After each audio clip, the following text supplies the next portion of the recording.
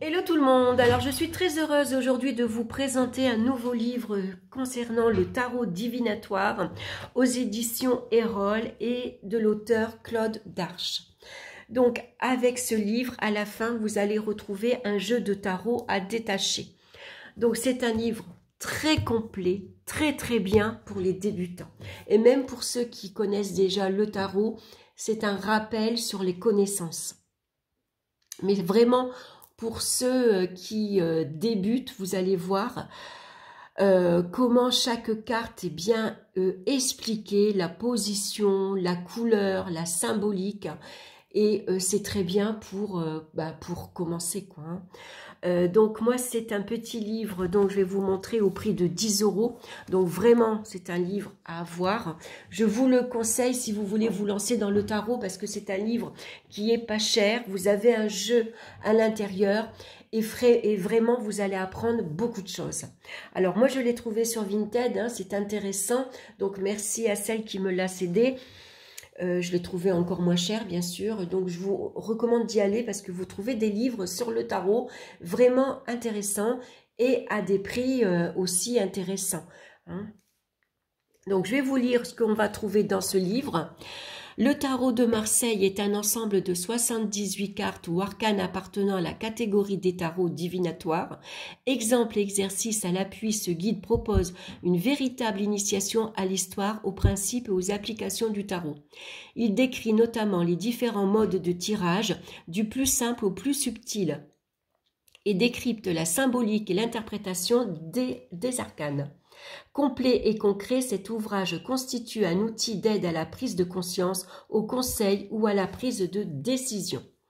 Donc, on a un petit article ensuite sur Claude Darche avec sa photo, hein. Claude Darche est tarologue, thérapeute et auteur. Elle donne des conférences et anime des stages sur le thème de l'intuition. Spécialiste incontestée du tarot de Marseille, elle s'est imposée comme une figure incontournable dans ce domaine avec une douzaine d'ouvrages déjà publiés. Elle est aussi l'auteur de Développer son intuition dans la collection Erol Pratique. Alors, Claude Darche, malheureusement, nous a quittés il y a maintenant 2 ans, je pense. Mais vous pouvez toujours retrouver ses livres, hein.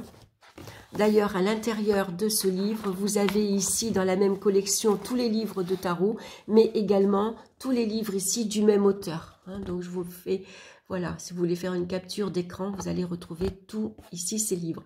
Donc, Claude Darche, elle a écrit beaucoup de livres sur le tarot, mais également sur le Béline et sur le grand jeu Le Normand. Donc, on a un petit mot ici à Marcel Picard, hein, qui m'a guidé longtemps sur les voies du tarot, un homme de cœur, un visionnaire, simple et généreux. Marcel Picard, c'est un auteur également qui a écrit des livres sur le tarot, dont un, pareil, qui décrit énormément la symbolique de la carte. Et là aussi, c'est intéressant, hein. Donc, on a ici un sommaire avec 8 chapitres que l'on va retrouver, avec une conclusion, une bibliographie et la table des matières. Donc, un petit mot de Carl Gustav Jung ici. On a un avant-propos. Donc, lorsque pour la première fois on se trouve devant un jeu de tarot, on a l'impression de pénétrer dans un monde inconnu, incompréhensible, fait d'images disparates qui cependant évoque de très lointains souvenirs. Nous entrons dans le monde des symboles, des archétypes et des mythes inscrits depuis la nuit des temps dans notre psyché. Donc ici on a sur l'apparition de la carte à jouer en France.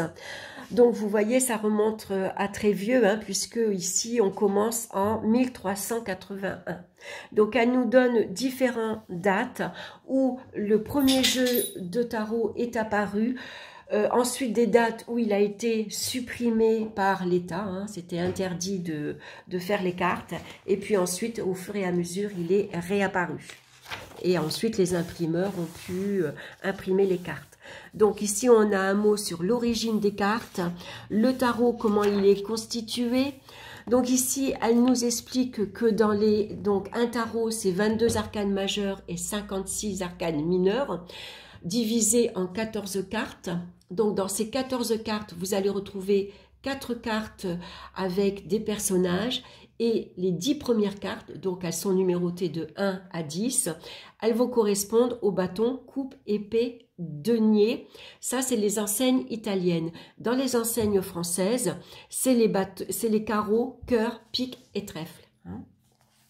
Donc ici, le tarot, point de convergence de différentes traditions. Donc tout ça, c'est intéressant à lire.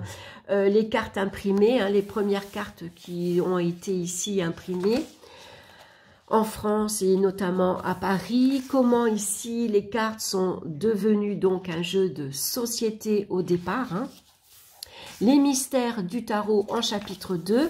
Donc, on va voir ici le tarot occultiste et ésotérique. Donc, c'est d'abord Antoine Court de Gébelin, qui est né en 1719 à Genève, pasteur protestant et franc-maçon notoire, entreprend dès 1768 ce qu'il appellera la grande dissertation. 9 volumes paraissent. Le 8e volume, lui, contient tout un développement sur le jeu de tarot et son potentiel divinatoire. Donc tout ça, je vous laisse le lire, le découvrir après. Ça, c'est Marley qui veut jouer donc à la balle. Donc ensuite, on va avoir Ephilas Lévy. Et le pseudonyme d'Alphonse Louis Constant, trouvant les prémices de son inspiration dans l'ouvrage de Court de Gébelin, il va plus en avant en reliant le tarot à la Kabbale et à la mystique des nombres. Donc on va apprendre finalement au fur et à mesure dans ce livre comment le tarot fait un petit peu à la fois, c'est un peu modifié, c'est transformé, mais surtout il y a plus d'éléments qui sont rentrés à l'intérieur de la carte. Donc ici, l'alphabet hébraïque, les 22 arcanes majeurs, les premières cartes ici correspondent à l'alphabet hébraïque. Donc tout ça, ça vous est bien sûr expliqué. Ensuite, il y a Oswald Hurt, le tarot des imagiers du Moyen-Âge, a osé dire haut et fort ce que beaucoup pensent tout bas des théories de Court Gébelin sur l'origine égyptienne du tarot et ses vagues références au livre de Thoth. Donc tout ça, je vous laisserai le lire parce que c'est vraiment très intéressant. Ensuite, on a Papus. Donc c'est le docteur Gérard Ancos, publie sous le nom de Papus le tarot des Bohémiens. Donc ça, c'est super intéressant. Je l'ai d'ailleurs, le tarot Papus, je vous le présenterai. Donc ici, on a le tarot divinatoire, bien sûr. Après, c'est Éthéla, le fondateur de la divination. Comment donc le tarot ensuite, comment après on peut utiliser le tarot de Marseille en développement personnel, mais ensuite en divination également. Donc un mot ici sur le tarot de Mademoiselle Lenormand, et puis les autres cartes divinatoires. Donc vraiment ces deux premiers chapitres, je trouve qu'ils sont, enfin les trois premiers même, puisque là on va avoir l'imaginaire graphique et symbolique du XXe siècle avec le Rider-Waite, Arthur Waite, publié en 1910. Le premier Rider-Waite avec Pamela Goldman Smith, membre de la Golden Dawn, avec Arthur Waite. Donc, comment ils vont revisiter le tarot. Ensuite, on a le tarot Thoth d'Aleister Crowley. Et puis, les tarots et traditions. Donc, ici, on va avoir le tarot et l'astrologie, le tarot et la numérologie. Donc, vous voyez, au fil du temps, chaque auteur, finalement, a ajouté quelque chose en plus dans le tarot. Puisque dans le tarot, on retrouve les signes astrologiques, on va retrouver les planètes, et puis également la numérologie et les couleurs vont rentrer également dans le tarot. Donc ici, on a un mot également sur le tarot maçonnique. Donc c'est vraiment très très intéressant, c'est vraiment instructif, on apprend vraiment beaucoup de choses. Rencontre avec le tarot, donc la structure du jeu, bien sûr, comme je vous ai expliqué, avec les 22 arcanes majeures et les 56 arcanes mineures. Ici, donc, la lame, pourquoi ici Donc, pourquoi employer ce terme de l'âme? Notre carte n'est pas en effet une simple carte à jouer, mais une figure chargée de symboles et de sens qui renvoie toujours à une conception supérieure. Donc ici, l'arcane. L'arcane est le mystère, la gnose qui est contenue dans chaque lame du tarot. L'arcane invite à une méditation. C'est un exercice spirituel en soi qui rejaillira une fois la leçon bien intégrée dans notre vie de tous les jours, très concrètement. Donc là, elle nous parle de la magie des couleurs, parce que dans le tarot, on va retrouver pas mal de couleurs. Donc on va retrouver ça symbolique. Et ensuite, on a la symbolique des nombres. Ensuite, on va passer à la chapitre 5, les 22 arcanes majeurs, études et interprétations. Alors, ça, c'est super intéressant parce que là, maintenant, on va rentrer dans la carte. Alors, je vais vous lire, bien sûr, je vais vous détailler qu'est-ce que vous allez trouver dans une carte. Hein. Donc, j'ai pris la carte, on va commencer par la carte du battleur. Donc, je vous la mets là. Hein. Donc, voici la carte du battleur. Donc, le battleur est caractérisé par le nombre 1 qui apporte l'élan vital et créateur, le souffle divin. Premier des 22 arcanes majeurs, cet homme jeune aux boucles blondes nous invite à entrer dans la ronde des lames du tarot. Devant lui, une table de couleur chair, striée de noir sur les côtés, vous voyez. Où j'en étais sur les côtés, dévoile par les objets qui sont posés dessus le mystère des 78 arcanes du tarot de Marseille. Car le battleur est ici pour nous présenter non seulement les arcanes majeurs, mais également les 4 grandes familles des arcanes mineurs, les coupes, les deniers, les bâtons, les épées. Quels sont donc ces objets mystérieux que vous observez sur cette table? Des gobelets rouges et jaunes. Une poche jaune représente ce qui doit être rempli. Ce qui peut contenir, c'est la famille des coupes. Un poignard à manche bleue posé à côté de son étui symbolise les épées. Des pièces ou jetons jaunes et rouges ainsi que l'écu d'or présenté de la main droite par le battleur symbolisent les deniers. Donc vous voyez, c'est tout bien expliqué ce que vous retrouvez en fait sur votre carte. Enfin, la famille des bâtons n'est pas représentée sur la table, mais se tient dans la main gauche du battleur sous la forme d'une baguette. Alors ça, je trouve que c'est très bien quand on veut, parce que moi, j'ai pas commencé par apprendre comme ça, et ça a été un défaut. Voilà, je vous le dis. Je suis revenue après sur les bases, hein, j'ai tout repris au départ. Parce que des fois, quand on veut apprendre le tarot, on a tendance à aller trop vite. Vous voyez, on apprend la première signification. Début, commencement, les 2 premiers mots-clés. Puis après, on interprète, on peut exploiter ces mots et aller plus loin. Sauf que en apprenant à détailler la carte, en observant la carte et en détaillant les moindres petits détails, vous allez retenir beaucoup plus facilement la signification de la carte. Et bien sûr, mieux vous l'imprégnez et mieux la comprendre. Donc, je continue. La ceinture ceinturée de jaune, ici, hein, on voit la ceinture jaune. Notre personnage porte un costume qui correspond à son nom. Vous l'avez tous reconnu, le battleur est l'amuseur public, le jongleur du Moyen-Âge, le baladin ou le trouvère. C'est un poète, et qui mieux qu'un poète se doit de nous montrer le chemin. Coiffé d'un chapeau en forme de lémiscate, courbe plane en forme de 8 en géométrie, alors en forme de 8 d'un chapeau en forme de lémiscate. Ah ben non, attendez, parce que là, je perds la phrase. Courbe plane en forme de 8 en géométrie, signe de l'infini. Hein, ça, c'est son chapeau. À bordure rouge, au fond vert et au-dessus jaune, il nous entraîne sur les chemins ombrageux ou joyeux de la vie.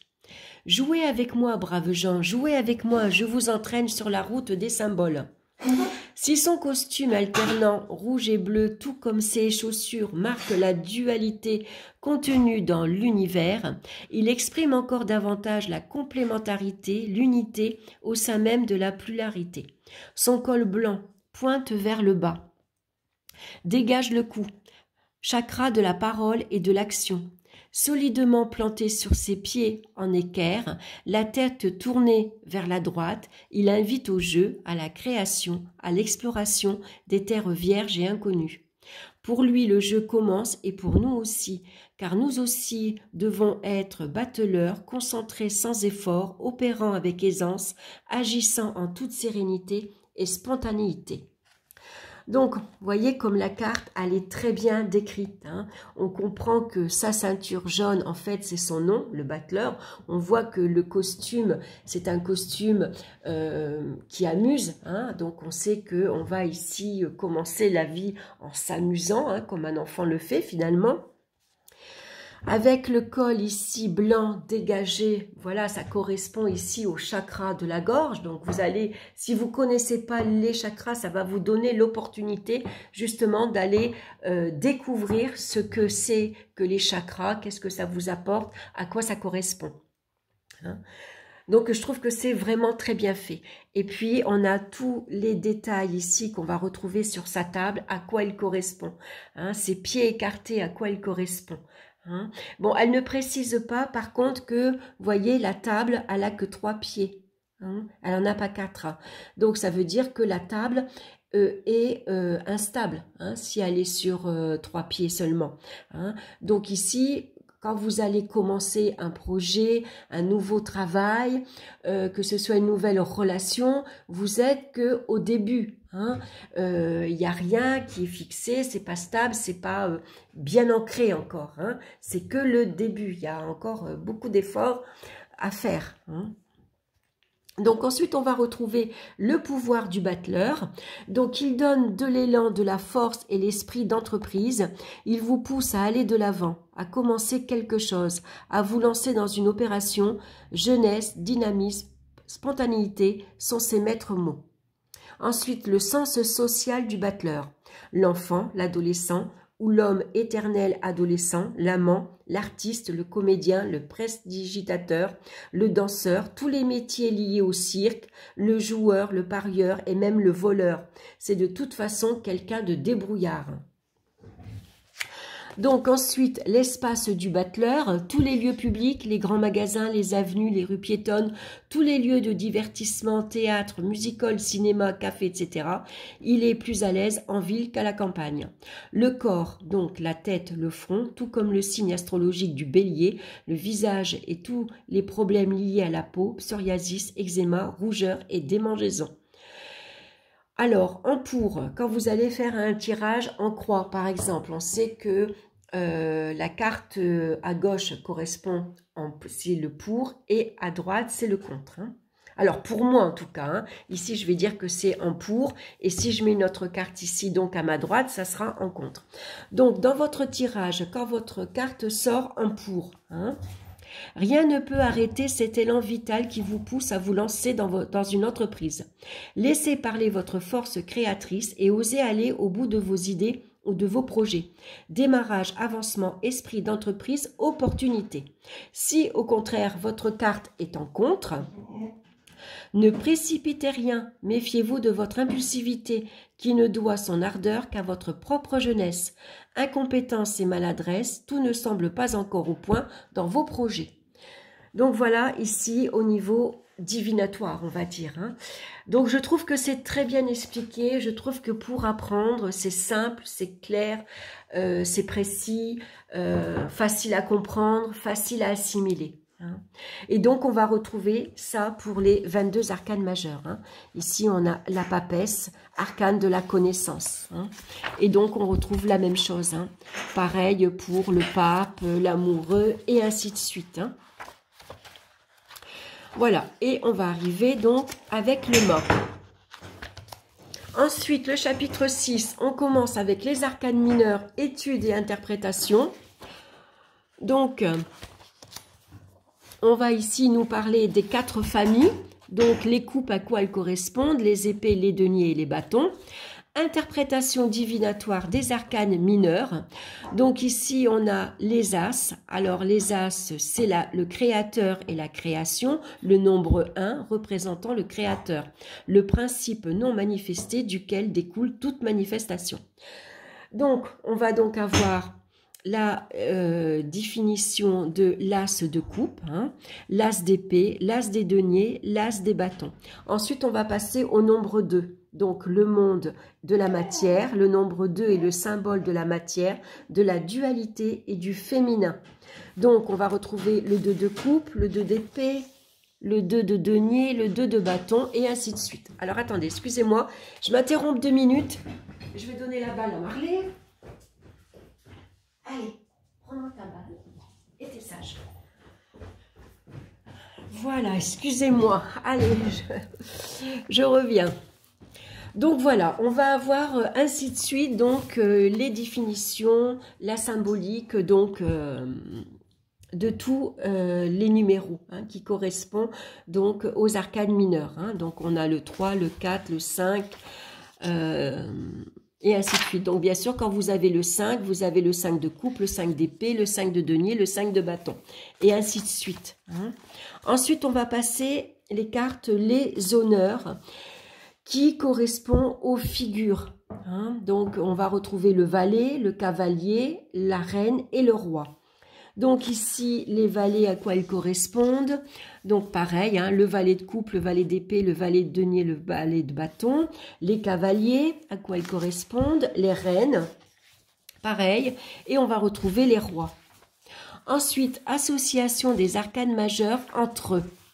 Alors, là, c'est pareil. Regardez, vous avez beaucoup de pages parce qu'elle a interprété chaque arcane avec tous les autres arcanes. C'est-à-dire que là, vous avez le battleur plus la papesse, le battleur et l'impératrice. Alors, bien sûr, il y a des interprétations ici qui vont vous parler et puis d'autres qui ne vous parleront pas. Hein. Après, c'est à vous de voir.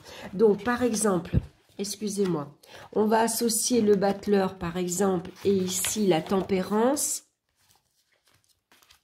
Donc ici, pour elle, hein, son interprétation à elle, quand vous avez 2 cartes ici, le battleur ici, oh mince, je suis à la papesse. Alors je vais revenir à la page en arrière ici. Quand on est ici, le battleur et la tempérance, une période agréable de contact et d'échange. Hein. Voilà. Donc après, vous verrez si ça vous convient quand vous assimilez ces 2 cartes ici. Vous, si vous avez une interprétation différente ou un mot-clé en plus, vous pouvez le rajouter, par exemple, au crayon gris. Hein. Donc, on va avoir ça pour tous les arcanes majeurs. Hein. Donc, vous voyez, la papesse associée au battleur, impératrice, empereur, pape, l'amoureux, et ainsi de suite. Pareil pour l'impératrice et l'empereur. Toutes les 22 arcanes majeurs. Hein. Donc, ça, c'est super.